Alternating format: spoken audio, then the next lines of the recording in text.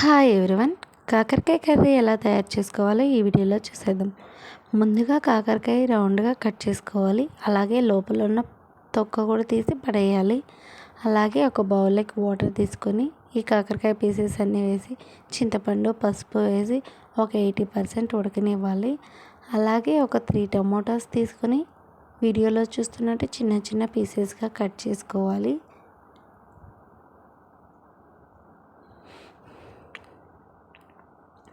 అలాగే ఒక ఆనియన్ కూడా చిన్న చిన్న పీసెస్గా కట్ చేసుకోవాలి, సన్నగా పొడుగ్గా.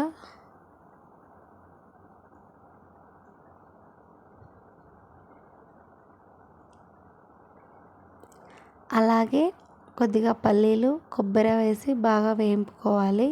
ఒక మిక్సీ జార్లోకి వేసుకొని తెల్లగడ్డ అల్లం వేసి మిక్సీ పట్టుకోవాలి. అలాగే చింతపండు కారపొడి ధనియాల పొడి పసుపు కొద్దిగా వాటర్ వేసి నున్నగా పేస్ట్ పెట్టుకోవాలి. ఇలా 80% ఉడికిన పీసెస్ని నీట్గా ఒక ప్లేట్లోకి తీసుకోవాలి. ఒక ప్యాన్లోకి ఆయిల్ తీసుకొని ఆయిల్ వేడెక్కినాక ఆవాలు వేసి ఆనియన్స్ వేసి బాగా వేగనివ్వాలి. అలాగే కరివేపాకు వేసి బాగా వేగనివ్వాలి. ముందుగా కట్ చేసి పెట్టుకున్న టమాటా ముక్కలు కూడా వేసి బాగా వేగనివ్వాలి. కొద్దిగా సాల్ట్ వేయాలి. అలాగే పక్క తీసి పెట్టుకున్న కాకరకాయ ముక్కలు కూడా వేసి బాగా కలుపుకోవాలి. బాగా కలుపుకున్న తర్వాత మిక్సీ పట్టుకున్న పేస్ట్ కూడా వేసి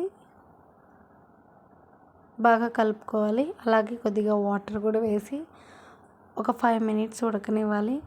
అంతేనండి. బాగా ఉడికిపోయిన తర్వాత లాస్ట్లో కొత్తిమీర వేసి బాగా కలుపుకోవాలి. అంతేనండి. కాకరకాయల కర్రీ వేడి వేడి అన్నంలోకి సర్వ్ చేసుకుంటే ఎంతో టేస్టీగా ఉంటుంది. మీరు కూడా ట్రై చేయండి. Please subscribe my